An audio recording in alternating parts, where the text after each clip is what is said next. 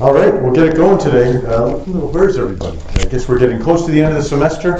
I'm actually starting to feel the crunch a little bit myself, in that we're kind of running out of time and there's a lot of stuff I want to say, and I'm hoping to have enough time to say it. So today's actually a big lecture in a lot of ways, so we're going to see that we're going to cover a lot of ground today, and I might say maybe the most important things I'm going to say to you during the course of the semester.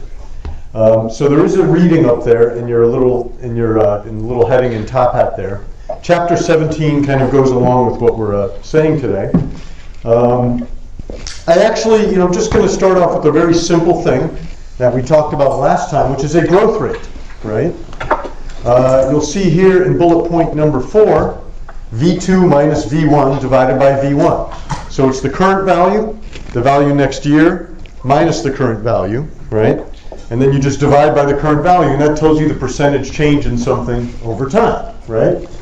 So, quick example, we're not going to worry too much about this particular setting. We're going to modify it a little bit. I'll show you in a second. We're going to talk about growth of real GDP per capita today, right? Real GDP per capita. So what does that mean?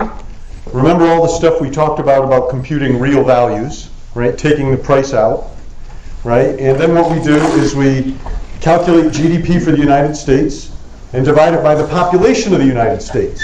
And that gives us real amount of stuff produced per person per year, right? And we're going to talk about how this changes year to year over time. And so I have an example calculation here of how it might work between 2023 and 2022. This is real GDP, not per capita, but the principles are the same. You can see here that when I do this calculation out with these trillions of dollars, I find that GDP increased between those 2 years by about 2.9%, right? So 2% growth in a given year. That's a fairly typical number, right, for GDP growth. But one of the most important things I can tell you, and this is kind of good investment advice, and also maybe even good life advice, is that over time, continuous compounding coupled with growth can make small year-to-year changes really big, right? So this is one reason why we tell you as investing advice, just get your money out there in the market, right?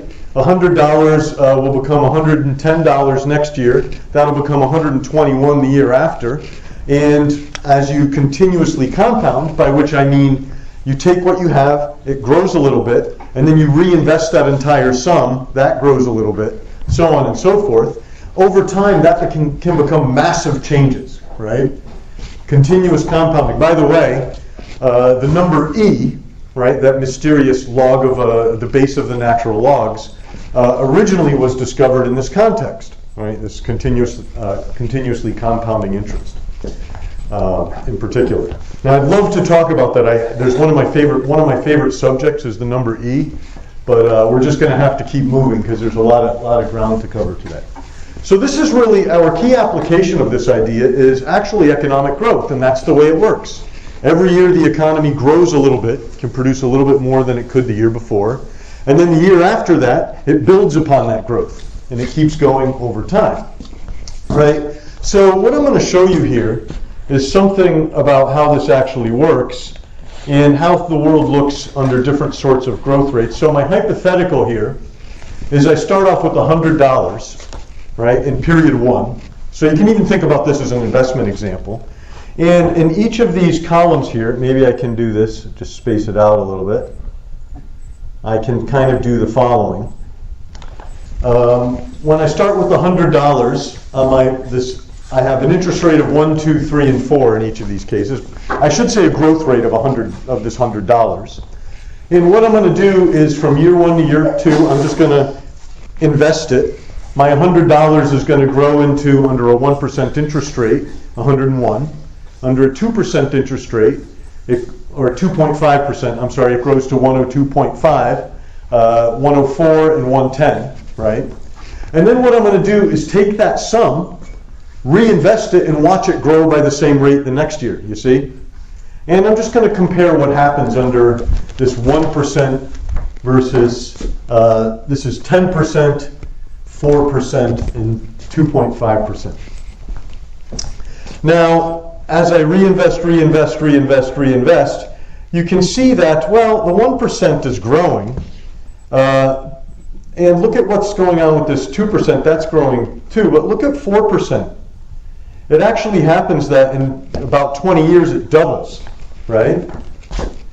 Now the real shocker here is 10%, which is a good rate of return, I think we would all agree. Look what happens to that in 10 years. That $100 has become $611, right, under this growth rate. Right, so these, even though you can even see what happened here, under the 4% interest rate, the money doubled in about 18 years. And so really the point I'm trying to make here is that even very small differences in these growth rates can compound over time and become significant differences over longer periods of time. Now, I think I just have a picture here kind of showing you what this looks like. If you prefer to call it exponential growth, you could. And that's kind of what's going on here, right? So you can see here, my 4% growth, I didn't put the 10% on here because it just blows everything else out of the water. The 4% growth after 50 years, you can see, takes my $100 and makes it into something like $700, right? Even a 4% interest rate, which, in the market, like the S&P 500, for example, should give you about 6.5 to 7 on average per year. Yeah? This is basically how high yield savings accounts work, right? Like, yeah. Over time, they just pop up. Exactly right. Yeah, it's exactly right. So interest piles up. Maybe I should have just said that and moved on. That's a good. If I can quote you on that one. And then the whole reason why they tell us that financial advice is to start young, because with stuff like this, the younger you start to save, the younger you're able to retire. It's true. You know what? Some economists have even said, I know how to make you rich. I guess the downside of that is that it's going to take some time, right? But the upside of that is that time goes by much faster than you think. Anyways, here's a little rule of thumb here. If you want to think about how long it'll take something roughly to double, you can use this thing called the rule of 70. So take your growth rate and divide it into 70, and that gives you the number of years it'll take to double. So for example, if you take 10, 70 divided by 10 is 7. At a 10% interest rate, your money doubles every 10 years, right? Pretty shocking fact here. I'll focus you on something else here. The interest rate I calculated before, 2.9%. That was kind of the growth rate of GDP I gave you. 70 divided by 2.9 gives you about 24.13 times to double. So in years, that's about a generation, right? 25 years. People have often said this, that every generation is twice as well off as their parents, right, in the United States. That's kind of what produces it, right? This 2.9 or so percent growth per year. Wealth doubles every 24.13 or so years, very roughly, at that growth rate. So a 2.9% growth rate of GDP is pretty important, right, in propelling our economy forward. Oh, didn't want to do that. I recovered quickly though. And so if you think about this, how these things have worked over time, well, it actually becomes even more interesting. So if I look at this, what do I got here? Economic growth here. This is around the world. I'll come back to that in a second. Let's just have a look at this. This is GDP per capita in the United States. And you can see I have a pretty long series here. It goes from 1650 to the present, right? And you can see that the way you might read this chart, of course you should always look for how the inflation is adjusted.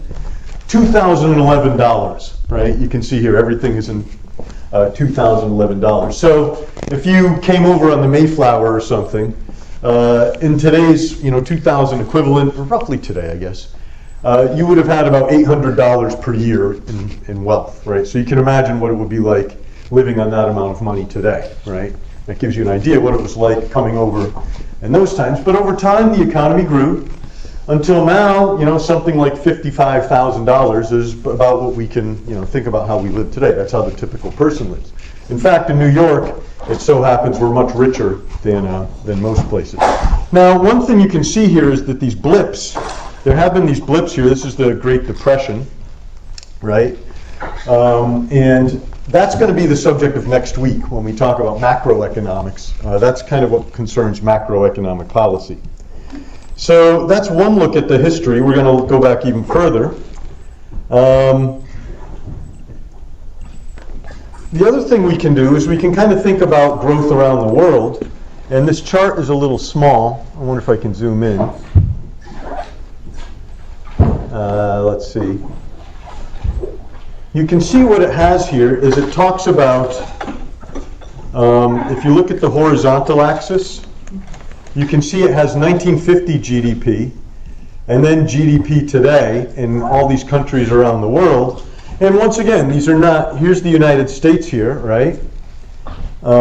It says, so this would mean that the United States is about 52 there, and started out at something like 10,000, I'm sorry, it's not quite working there, 15,000 in 1950.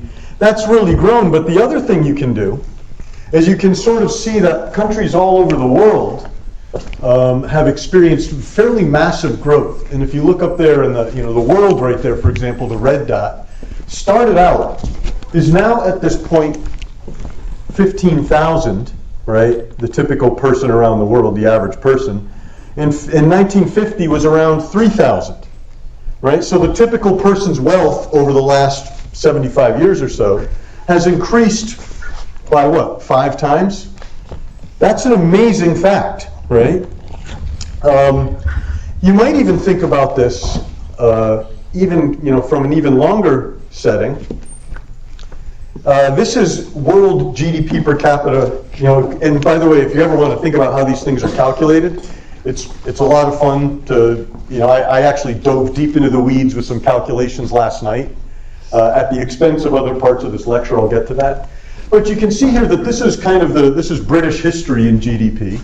And the thing that might stick out to you about this is that, well, it was pretty flat, right, for a long period of time, till about, somewhere around in this period, it looks like it starts going up, 1750-ish, right? And then it's just kind of gone upwards and up on this trajectory. Right, it turns out that this is a pretty accurate description of the world trajectory of GDP growth, right? Kind of looks like this. So this is from year 1, right, to the present. Basically flat, flat, flat, and then boom, right? 1700s or so, something changed, right? Kind of interesting. What else do I have for? Oh, one of the other things that's happened is the other dynamics associated with this have changed pretty dramatically as well.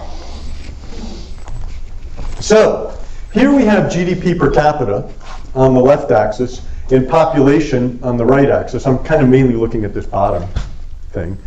And what people sort of think about here is how the world used to be very Malthusian.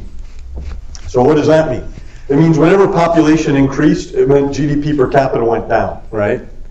So there was a certain amount of stuff, and if there were more people, it meant less stuff for each person, right? And if you look at the way this graph works, you can see that the points plotted here we have 1200, 1350, even 1550, I guess. It seems like this Malthusian dynamic kind of holds, right? More people, less wealthy. But then, 1700 or so, 1750, we somehow broke out of this. And after that point, population started growing at the same time GDP per capita started growing, right? So there were more people and everybody was more wealthy. So once again, it's kind of like there's 2 periods of world history. And it's interesting to think about this. Now, in the interest of time, I'm going to kind of move a little faster here. And I can't say it any better than this fellow here. So this is Hans Rosling, and he was one of the early kind of data visualization guys, and he did a lot of work in global health and all that stuff. And so this picture, this little video will maybe tell you everything you need to know about what I'm trying to say here. and world history, I guess. Visualization is right at the heart of my own work too. I teach global health. And I know having the data is not enough. I have to show it in ways people both enjoy and understand. Now, I'm going to try something I've never done before. Animating the data in real space, with a bit of technical assistance from the crew. So, here we go. First, an axis for health, life expectancy, from 25 years to 75 years. And down here, an axis for wealth, income per person, $400, $4,000, and $40,000. So down here is poor and sick, and up here is rich and healthy. Now, I'm going to show you the world 200 years ago, in 1810. Here come all the countries. Europe brown, Asia red, Middle East green, Africa south of Sahara blue, and the Americas yellow. And the size of the country bubbles show the size of the population. And in 1810, it was pretty crowded down there, wasn't it? All countries were sick and poor. Life expectancy were below 40 in all countries. And only the UK and the Netherlands were slightly better off. Not much. And now, why start the world? The Industrial Revolution makes countries in Europe and elsewhere move away from the rest. Of the colonized countries in Asia and Africa, they are stuck down there. And eventually, the Western countries get healthier and healthier. And now, we slow down to show the impact of the First World War and the Spanish flu epidemic. What a catastrophe! And now I speed up through the 1920s and the 1930s. And in spite of the Great Depression, Western countries forge on towards greater wealth and health. Japan and some others try to follow, but most countries stay down here. Now, after the tragedies of the Second World War, we stop a bit to look at the world in 1948. 1948 was a great year. The war was over, Sweden topped the medal table at the Winter Olympics, and I was born. But the differences between the countries of the world was wider than ever. The United States was in the front, Japan was catching up. Brazil was way behind, Iran was getting a little richer from oil, but still had short lives. And the Asian giants, China, India, Pakistan, Bangladesh, and Indonesia, they were still poor and sick down here. But look what is about to happen. Here we go again. In my lifetime, former colonies gained independence, and then finally they started to get healthier and healthier and healthier. And in the 1970s, then countries in Asia and Latin America started to catch up with the Western countries. They became emerging economies. Some in Africa follows. Some Africans were stuck in civil war and others hit by HIV. And now we can see the world today in the most up-to-date statistics. Most people today live in the middle, but there is a huge difference at the same time between the best of countries and the worst of countries. And there are also huge inequalities within countries. These bubbles show country averages, but I can split them. Take China, I can split it into provinces. There goes Shanghai. It has the same wealth and health as Italy today. And there is the poor inland province Guizhou. It is like Pakistan. And if I split it further, the rural parts are like Ghana in Africa. And yet, despite the enormous disparities today, we have seen 200 years of remarkable progress. Okay, so you get the idea.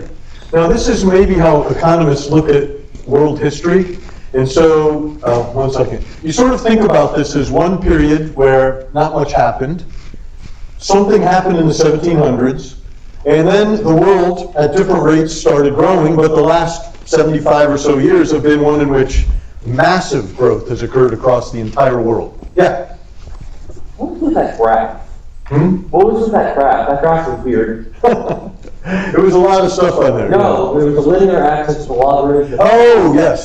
So he had That was really misleading. It's a fine point there. Yeah, actually, if he had not gone 440, and it was, you think it was misleading? It kind of made his case less compelling, right? Don't you think it would have seemed more dramatic if he had gone with a non-log scale? I don't know. Yeah, good pickup though.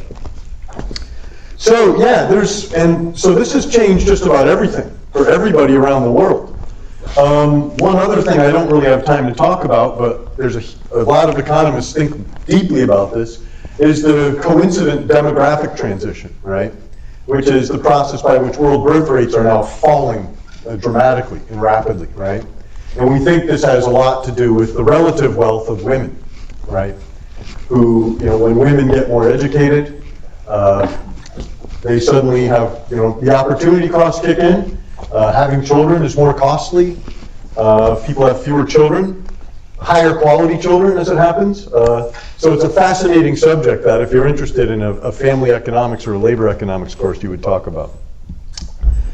Okay, so something happened that allowed us to break out of this trap, right? This Malthusian trap, and put us on this trajectory where everything just seems to grow at a rate of 3%. Not everywhere, right? 2.5 to 3%.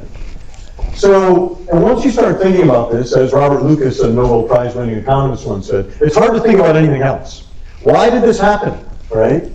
If you want to just make it a little smaller, why do some countries grow rapidly and others not? Because the implications for everything are profound, right? Human health, the environment. I mean, one thing that happens when your lifespan gets longer and you get wealthier is your perspective changes, right? So who cares the most about, say, things like the environment? It's wealthy people who live a long time, right? They can afford to care about the environment, and they're going to live to see, the next decade. They don't just have to think about where their dinner's coming from tomorrow. So everything changes with this. Why did it happen?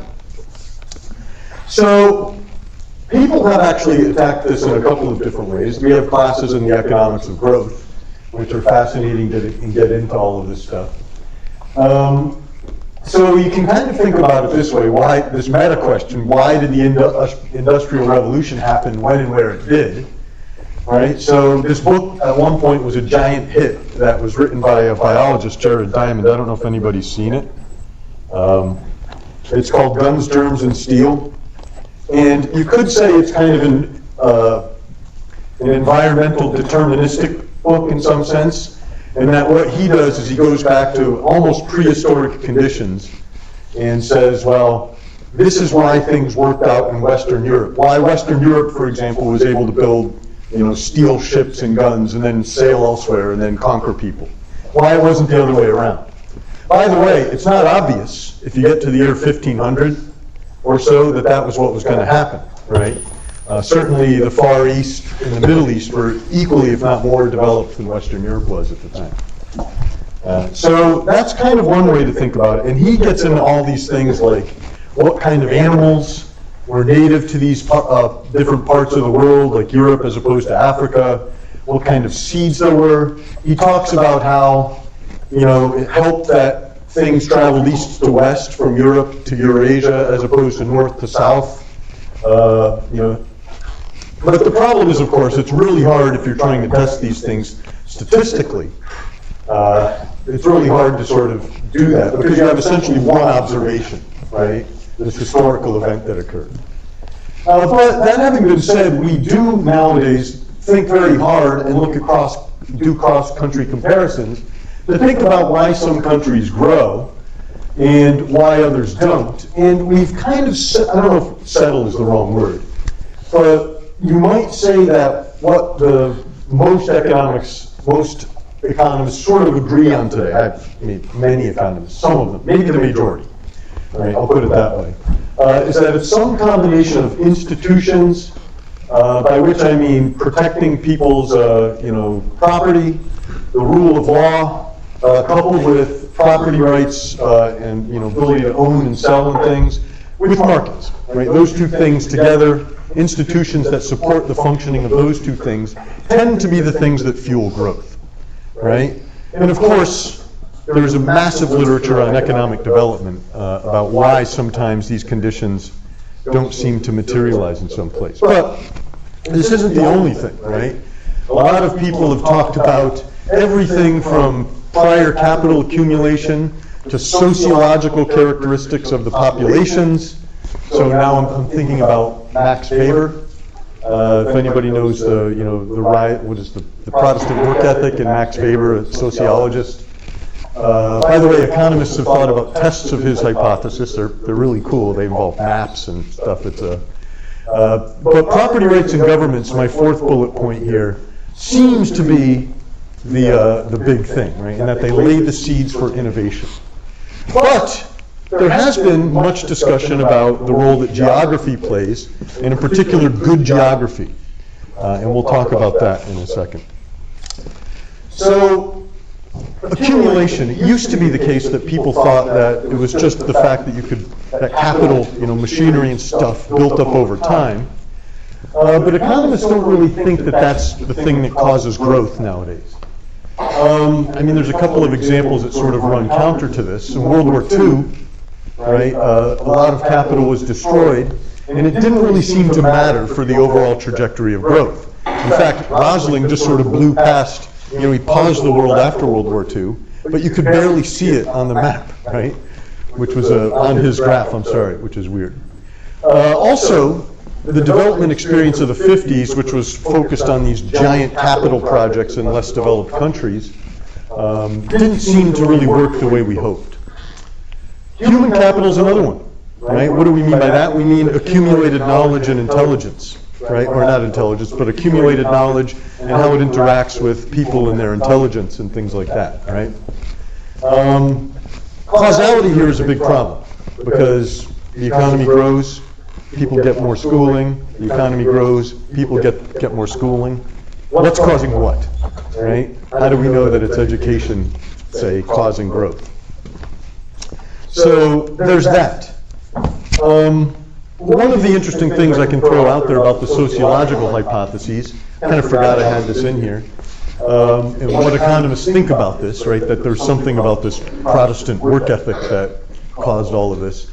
It's just kind of neat to think about what the tests look like. And so there's this neat test that had been done by looking at parts of Europe, like looking at the Protestant and Roman Catholic parts of Europe and seeing if they grew at differential rates, right, over time. Kind of a cool idea, right? And it turns out no, right? And there's also the case, you can also make the case that, you know, most of the modern economics really started in northern Italy, which is, you know, heavily Catholic. So, anyways, one of the bigger ideas, or I guess one of the main ideas that we sort of pay service to, or that we think is important now, is this idea about property rights and institutions. And we mean kind of common law, right? You can sort of sue someone if they don't follow through on their contract, or for damages if they mess up your property. So the idea is that countries with strong property rights and good institutions grew fast, right? So Acemoglu, Johnson, and Robinson won the Nobel Prize a couple of years ago for thinking about a way of testing this out. And to test whether or not these things are really the way you think they are, you need a randomization device. So what was their randomization device? Well, they reasoned that some parts of the world were such that Europeans could not settle there for disease-based reasons, right? If you tried to settle in country, you would get your disease and die from it, right? And so their theory was that many years ago, what happened was Europeans, when they colonized different places, set up good institutions in places they could live, and not so good institutions in places where they couldn't. To use the lingo, extractive institutions, right? Now, what happened after that? Well, it turned out these initial conditions then, you know, over time, sort of calcified into good institutions and bad institutions, which then led some countries to grow faster than others, right? So it is a good, I mean, I guess it's an argument, but the question then becomes, well, we are where we are now, what do we do, right? How do we help some countries grow? So there's also these class of arguments out there about growth, which are so-called Dutch disease arguments, which suggest that being resource rich in a particular way is actually bad for growth. So for example, if you have a lot of oil, right, that tends to inhibit your future growth because instead of, you know, thinking about a way to build a better mousetrap, you think about a way to get a share of your country's oil, right? That's kind of the argument in a nutshell. one thing that's also, there's sort of dueling schools of thought on this. But one thing that's interesting is the role of other sorts of, I guess you could say, resource endowments. And this is an approach to thinking about this where you don't sort of look at, oil in the ground, but you think about other aspects of geography. So maybe we can take a look at this. Oop.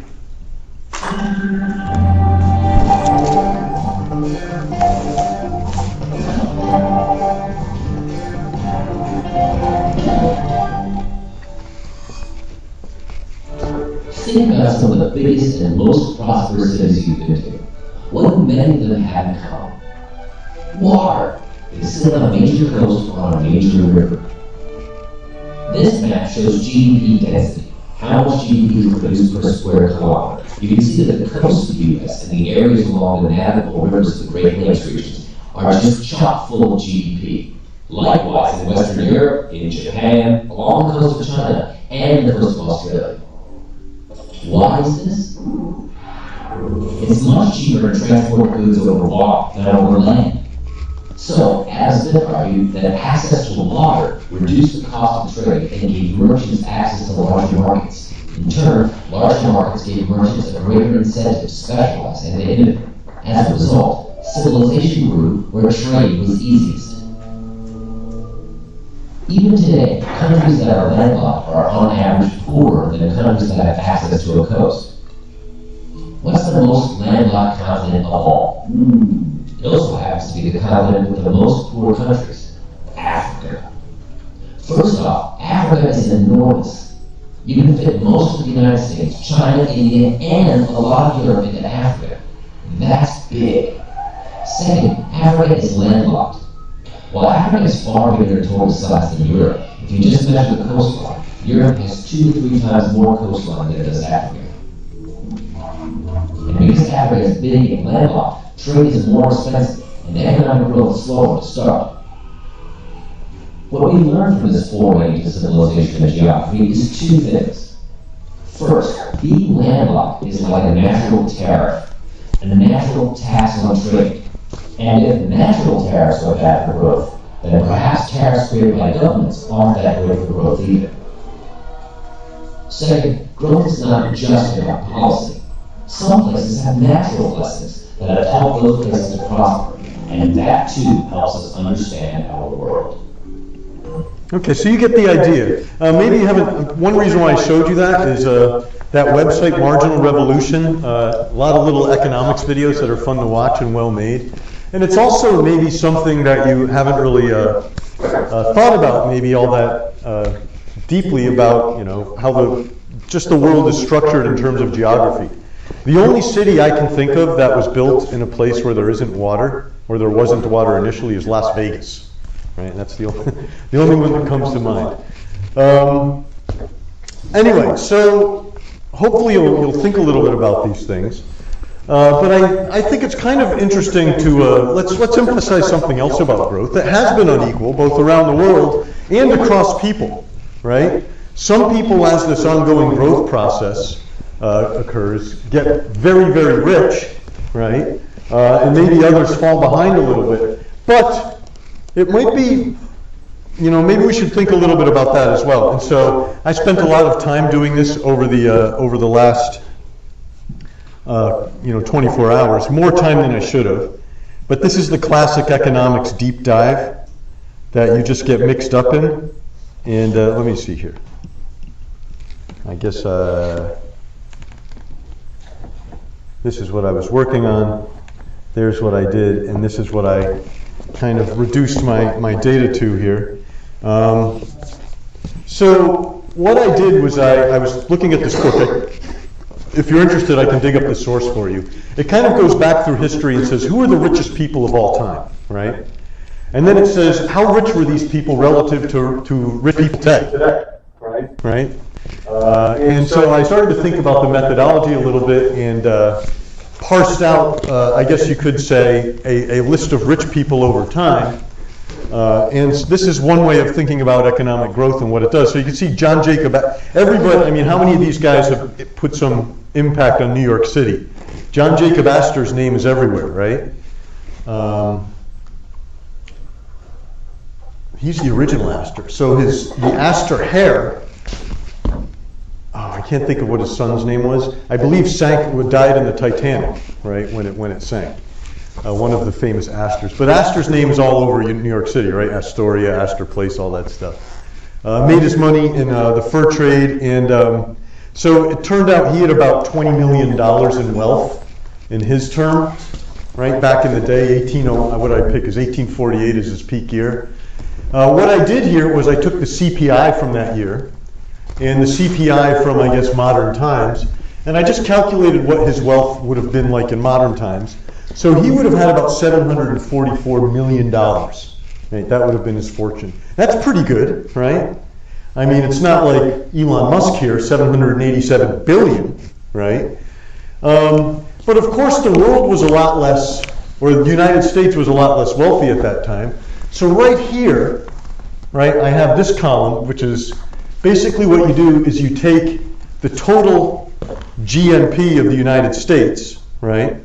And then you say, well, if you take his share relative to GNP, right, and then you make that into a measure of what his wealth would, you sort of project that forward and say, okay, well, he had 107 was his relative share of GNP. What would it be like if we did that with his wealth today? So we took today's GNP, give him 1/107th of it, then his fortune would have been about 2.5 trillion by that metric, right? He had about 1/107th of all the wealth, I guess you could say, the country made in a year.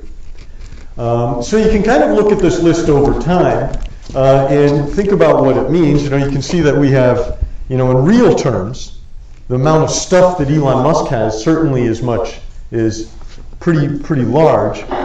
And you look at someone like John D. Rockefeller here, 1928, his wealth was $900 million, but he had about 1/44th of GDP. Like in terms of the share of the wealth of the United States, he sets the record, right, as having the most of the stuff that existed at the time, I guess you could say, right? So if you were to think about what that would mean in terms of modern, if he owned 1/6 of the stuff that we make in a year, he would have a $6 trillion fortune, right? So if you want to think of, this is, by the way, once again, a pitch for economics. These are the sorts of things you can do if you're an economist. You say, how would you ever measure or think about who are the richest people of all time?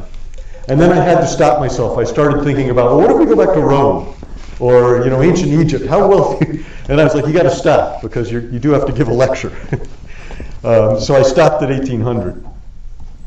Okay, so, and you can also see some interesting stuff here about how it seems like, the earliest folks were, there's some transit in there, but a lot of just ownership of resources was big back in the day, right? Nowadays, it seems like it's something else. Investments, computer software, rockets, whatever, cars, rockets. I guess I could have put a bunch of stuff there with Elon Musk. Here's kind of a more interesting question, though. Like, here we are, we're kind of just living our lives and all that stuff. Let's suppose I offered you a trade, right? Let's suppose I say, all right, you can switch places with Cornelius Vanderbilt, right? And his $105 million fortune, which would be like by some metrics, $3 trillion to $3 billion today. In terms of the share of the wealth he had, it would have been about $3 trillion. You could swap places with Mr. Vanderbilt, right?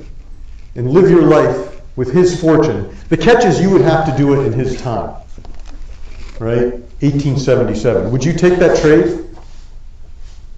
Anybody? Would anybody? Most people are shaking their heads no. Why not?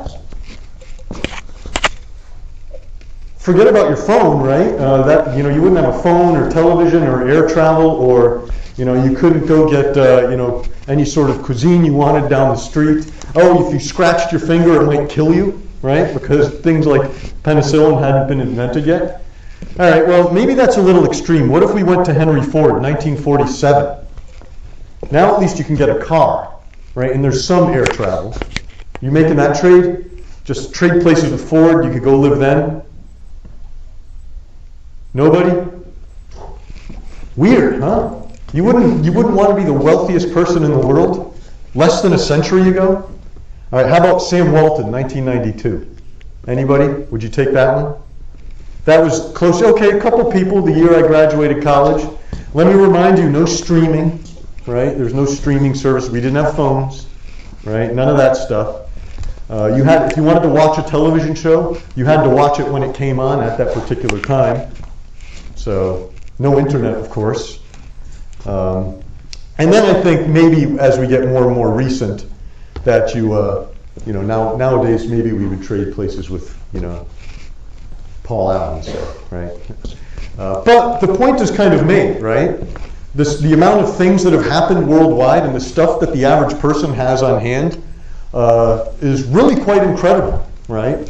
And thinking about why and how that happens is really the single most important thing you can almost think about as a social scientist. And of course, it's a great example of just something fun you can do with economics. I did it again. Doing pretty good on time here too. So just to kind of make the point, this is just kind of me having fun here. The stuff that's come and gone in my, since I was a kid, my first computer was the Commodore VIC-20, right? Which was replaced by the Commodore 64. There it is. That's what it looked like. You plugged it into your TV. And do you know why it was called the VIC-20? It's because it had 20K of RAM. 20K, right? You could probably type a text message that had 20K in 1 minute, and that was all you could store on this computer. But the Commodore 64 had 64K of memory. Let's see what I have here. I didn't look at this link, but do we have any William Shatner fans out there? This is kind of fun.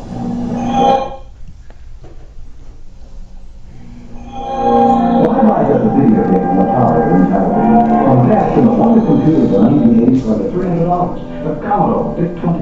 Unlike games, it has a real computer keyboard.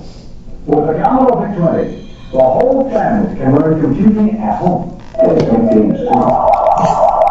Under $300 for one computer of the 1980s, the Commodore VIC-20. Coming soon, Commodore brings you Gorf, the wonder of game and Omega racing. Gorf. So just for a little bit under $300, you could have that. Nowadays, you can buy like a tablet for $40 or something. It's kind of crazy to think about, right? And of course, we have all these other things here. But maybe it's not really a laughing matter when you start thinking about, the inventions that have occurred along the dimensions of health, right? So, think about things like polio and flu shots and penicillin, syphilis, right? There was no vaccine for that until the 40s, I believe. So, kind of an interesting way to think about things. So, why do I keep doing this? So, one thing, once again, to revisit why we think this happens or how it happens, you might think about it as kind of this mix where you sort of create conditions under which the institutions under which I'll say market activity and innovation can thrive, right? So I'm going to show you the idea how it works in a graph. But I'd also like to maybe, if I'm trying to make you think about things a little bit differently than you're accustomed to, you might remember back in the trade slide that we showed where we talked about geography. The speaker or the slide, the video mentioned that Adam Smith talked about how the fact that you could ship goods to more people around the world meant you had access to a bigger market, right? Which gave you an incentive, right, to do things you otherwise might not do, right? That is to say, it made you more efficient and made you think about scale and more specialization.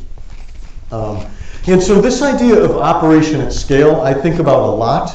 And I wonder about, the way in which it's sort of impacted American society in ways that might not be obvious to you, right? So yet another reason how economic growth and market activity helps us, right? So one thing, it's like my little hobby here, is thinking about the role that these retail giants play or have played in American history and in encouraging all or increasing all of our welfare. So one great example here is A&P, right? So this book, everybody, you know, if you're looking for a great book to read over the summer, this is an awesome book. I think if you ever go to business school, they make you read this as a case study. It's about A&P, right, which is the Atlantic and Pacific Tea Company, I believe is the exact name. But it grew into the largest supermarket chain in the country, was the largest retailer in the United States for well on 100 years, from roughly 1870 to 1970, right, grocery stores everywhere. Something like, I don't know if it says here, 15,000. It started, by the way, downtown New York as a tea shop, right? And really what this company was all about was scale, scale, scale. It was like, if you read the book, all they talk about all the time is how can we sell as much as possible to as many people as possible, as cheaply as possible, right? And this is kind of what their whole modus operandi is. So has anybody ever heard of A&P supermarkets? Okay, we have one. That's pretty good. That's interesting. A&P. There was a couple of them around when I was a kid, but they were pretty much, even though A&P was the largest retailer in the country in, say, 1960, 1965, by, say, 1980, it was almost gone, which is kind of interesting to think about. So, I guess I can ask, what do you think happened? This is how cutthroat the market can be. Well, it so happened that in 1970, these stores started getting bigger and bigger and bigger, right? So the 1970s. Something like the modern supermarket was emerging. And A&P was right there, getting bigger and bigger. Some of these stores started selling stuff that weren't, not just groceries, right? So you could buy like garbage bags and toilet paper and toothpaste and stuff like that. And A&P said, we don't think people want to do that when they're shopping for groceries. So we're going to keep our business wholly focused on groceries. And that little misstep kind of set them off on a path that they couldn't recover from, and they were competed out of existence in a very short period of time. Scale, scale, scale, sell as much to as many people as possible. Another great example is Sears, which is still around, right? And Sears was amazing because, people talk about it as the Amazon of, the first 2 centuries or century and a half of the United States. They had the famous Sears catalog, which I used to look at. It was enormous. And they sold everything, right? They even sold, this is one of my little hobbies. I'm very interested in Sears houses, which you could, for a reason that I'm going to talk about in a second. So you could buy a house from Sears, right out of their catalog, and it would ship to you in a railroad car with instructions and blueprints and all of that stuff. They even had a financing department, right? You could buy a house from Sears, and back in those days, people, even if you went through high school, you took wood and metal shop, and you knew something about drafting and all that. Most people did. You could probably put together the Sears house with the help from some of your friends and a couple tools. Yes? I'm sorry, I'm confused. What do you mean they shipped you a house? They shipped you the parts to a kit, and then you could build a house, right? They put it on a railroad car, and you got a delivery date, and they're like, a truck is going to show up with your 2 railroad cars full of stuff, and just put it on your property here. You were responsible for the foundation, but then you could they had instructions. It was like building a giant model, right? And these weren't like crappy houses. Here, I'll show you. There's still, sometimes my daughter, she's in a volleyball league, and some of it's in Yonkers. And there's Sears houses in Yonkers, and I secretly look at the map and see if I can go take a look at the Sears house. Right? There's a lot of them all over the country, and I'm interested in these for a reason I'm going to get to in a second. So they sold everything.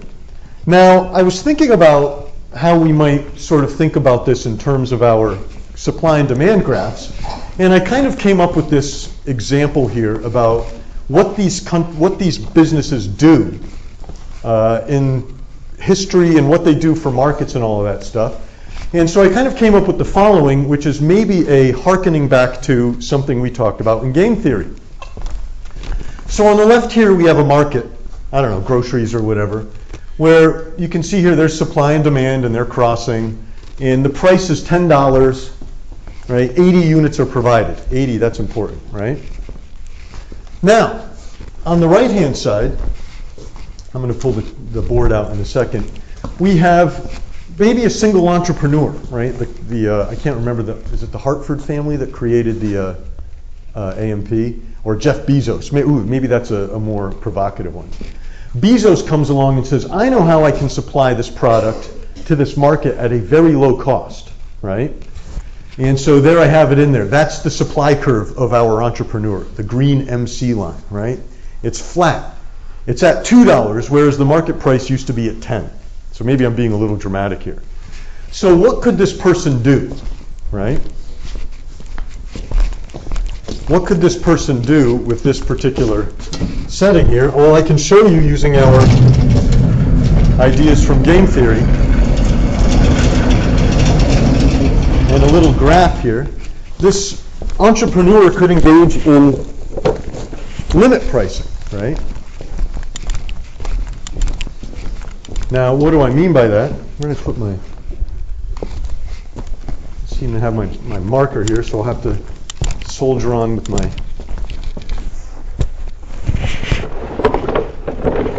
I'll do my best with a conventional marker. So if I draw this up here, hopefully you can see that good enough. Here we have supply, demand, here's supply. Maybe I'll draw this up a little bit flatter, like this. Here's the market price in quantity, right? And then here's Bezos's marginal cost. I'll call it supply E for the entrepreneur. So hopefully you can see that, right? That's just what's up there, basically. Now, what can this person do? Well, if you remember when we talked about the Bertrand model and limit pricing, they can set a price high enough so that they make a lot of profit, right? But low enough so that nobody else wants to produce in this industry, right? So maybe that's something like this, a price right here, yes? Now you can see here at this price, this quantity of the good is sold, so the number of consumers served increases pretty dramatically. In my case, it looks like it'll increase to something, it'll at least double, right, in the model that I drew, in the picture I drew up there. The Bezos entrepreneur here will make all of this in profit, right? All of that will be profit, the difference between price and cost. So that's their profit margin. Meanwhile, what about consumers? Well, consumers now, we can see, have all of this consumer surplus, right, that they've earned. Now, since you've been sitting in this class, you know that what you need is a counterfactual, and you want to think about whether or not societal welfare has increased here. And I would maintain that it likely has, or it has rather dramatically, right? For example, before this entrepreneur came along, consumer surplus was just this, right? The area below demand but above price. It's expanded by all of this because of the efforts of the entrepreneur. Of course, profits are made by the entrepreneur, and there is a notable group of losers here, right? Some people who lose out here. This is destroyed, right, or lost, right? That was the producer surplus that was there before, right? But if you look at the sums of these things, it's hard to argue that society hasn't benefited. And there's a lot, I think about this sort of diagram all the time and quite a bit, and it has to do with Sears houses. I'll get to that in a second. One example of, and it's not all a sad story, this process of what you might call creative destruction. This is the creative part. This is the destruction, right? The green triangle there. And I think about where I grew up. It's kind of a weird area, and I could go on all day about why it was sort of behind the rest of, it was northeastern Connecticut. It's kind of behind in some ways. But at one point in the 80s, they built a Walmart in Willimantic, right? Which is where I was born. Now, prior to that, there had been all of these little general stores all over the area, right? So there's one in my hometown, there was one in the town over, there was, every town center had their little general store. They sold groceries and maybe, some other stuff, cigarettes, which I unfortunately bought a lot of. But when Walmart came along, it didn't take long for most of these places to go out of business. Right? And, people complained about it, banned Walmart, the bumper stickers, all of those things. But I couldn't help but notice that almost everybody went to Walmart because of the cheap stuff, right? Well, long story short, if I sort of go on Facebook and look at the area I grew up in now, what's happened to all these former general stores? Well, they've kind of reinvented themselves, right? As, kind of New Englandy, go buy a muffin and get some coffee place. And not a general store where a bunch of old guys stand around and smoke cigarettes, right? So in that sense, one of the processes here is that when something is destroyed, resources are freed up for the next thing. So there's that, right? The other thing I think about a lot is just what this has done to America for the better. This process of scale, cheap, right? Well, for one, it's great that we can all buy cheap things, right? But I think about this in another sense here, and this is part of the A&P book. Like when the price is $10 and the market is producing a low quantity, and you might even mix in a little bit of monopoly power there, how do you decide who you're going to sell to? So if you think back to the market power days of class where we were talking about, when you're rationing, you have to decide who your customers are going to be. That's a big part of producing a low quantity. So a big part of that A&P book is how A&P was trying to put supermarkets everywhere, and they met a lot of resistance from small businesses, particularly in the South, right? And indeed, that's one thing you can do if you're restricting your quantity, is you can pick and choose who you want to sell to based on what they look like, right? If you're interested in volume, you're not interested in that at all, right? You don't care. You want to sell to everybody you possibly can. And I think about this every time, we talk about diversity in these things, in policy, college-wide, all that stuff. But if I want to see the American melting pot working, go to Costco on Saturday morning, right? Everybody's there, right? And I think that in some sense we've sort of lost track of maybe what these retail giants have done, right? So years ago I went on, it was funny, a great example of this is, when I was a kid, nobody went on cruises, right? It was for the very rich and all that stuff. But not too long ago, we went on a cruise, and it was my colleagues made fun of me, like, what are you, some kind of rube going on a cruise? It was really fun, and everybody was there, right? There were rich people, there were poor people, there were people from New York City, from New Jersey. It was, once again, America, sort of everybody from everywhere, all on this cruise. Why? Because the cruise company just wants to sell what it has to as many people as it possibly can, right? And indeed, when you think about these retail giants, don't hate on them, right? Think about what they're actually providing, Think about them that way too. Maybe you can hate on them a little bit. But it's kind of an interesting way to think about it, right? All right, moving on. So I used to do a whole lecture on this, and I don't have time, so I kind of condensed things here. So we have all these manifold, dimensions for looking at economic growth. We've seen that it started to sort of inexorably get on its path about 250 or so years ago. There's this sort of ongoing question as to whether or not it will just go on forever, right? And it seems like we've spent a lot of time as a society sort of thinking about reasons for why economic growth will stop or the good times will come to an end.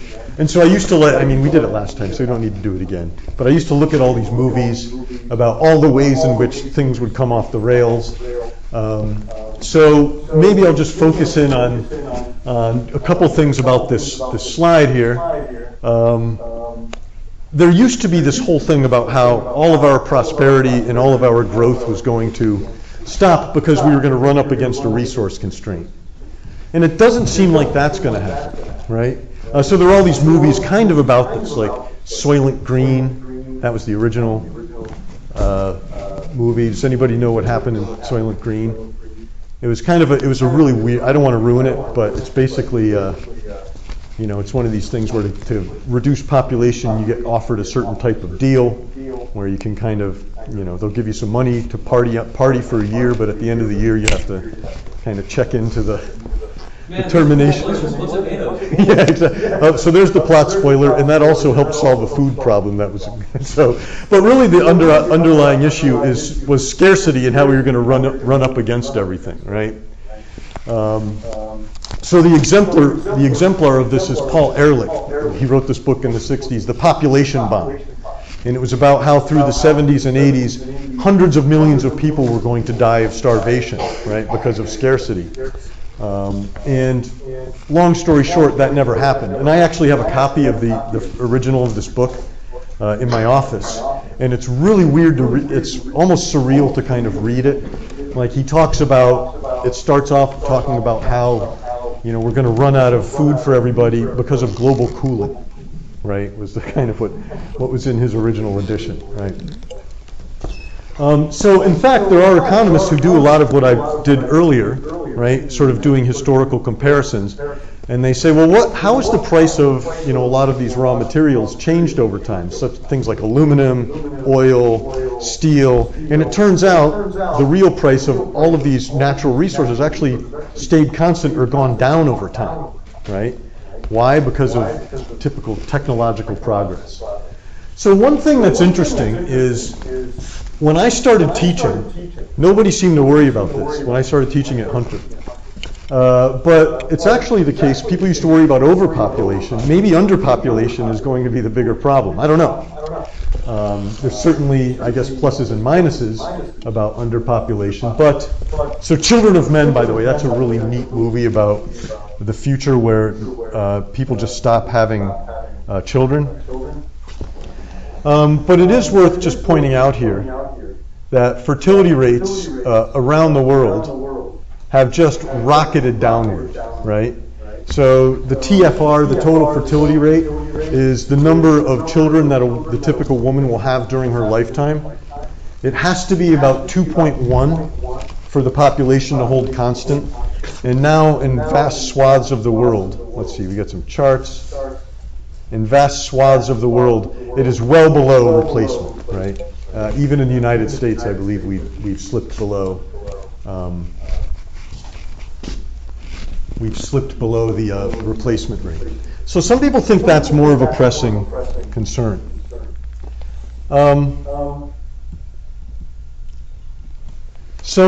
There's of course a lot of here's the resource struggle and the Ehrlich debate. That's a big theme, but like I say, so I had this list of movies like Mad Max. That's one where everybody, I love those movies. They, they're sort of oil is scarce and the world is completely destroyed and all of that. Anyways, people constantly worry about resources being used up. Maybe there are some concerns here, though. I shouldn't say this too much. I shouldn't, emphasize this too much. I mean, nuclear war, certainly, or maybe some pandemic. I don't know. Maybe something that, runaway consumerism. People worry about us actually having too much stuff. That's another problem. I had a whole bunch of movies I used to like to talk about this. Idiocracy. Has anybody seen that one? You should see it. It's where people just get dumber and dumber. And so this guy who falls into he becomes an inadvertent time traveler. It's like an average guy. It turns out in the future he's the smartest guy in the world. It's hilarious. It's made by Mike Judge, the guy who made Office Space and Beavis and Butthead and stuff like that. Okay. One thing that we wonder a lot about now, especially since AI has popped up, is whether or not we will be replaced by the robots, right? Now, I don't know if we will or not, if we'll all be replaced by AI as jobs, but maybe it'll sort of assuage your concerns a little bit, just to realize that people have been wondering about this forever, right? Ned Ludd, for example, and the Luddites were maybe the first to worry about this, and people were worried about this almost as soon as the Industrial Revolution started. And so Ned, so you can see here he was a weaver, 1779. He got all upset about machinery coming into his domain, his workplace, and so he smashed some knitting frames, right? So in this sense, he was one of the first anti-technologists out there. He's worried about weavers being replaced by technology. So, you can see organized frame breakers became known as Luddites, right? So there's been that around. People have been worried about this for a long time.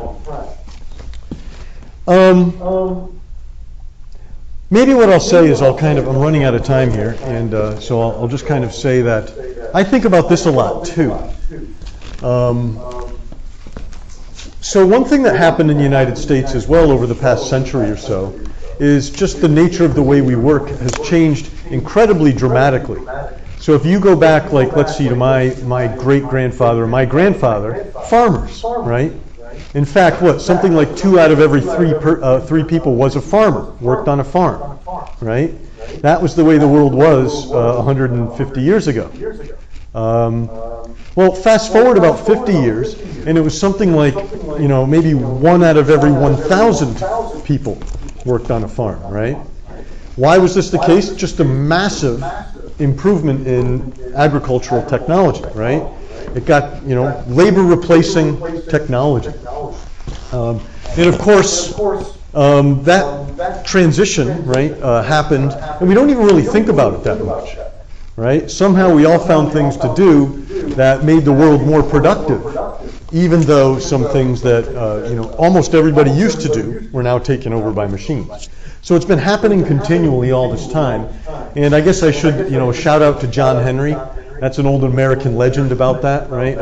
It's about a guy who was driving railroad ties and, had an epic battle against a pile driving machine or a tie driving machine. Classic American folklore there. So maybe what I'll just say is that, you should always think that over the sweep of history, things have, kind of happened over and over again.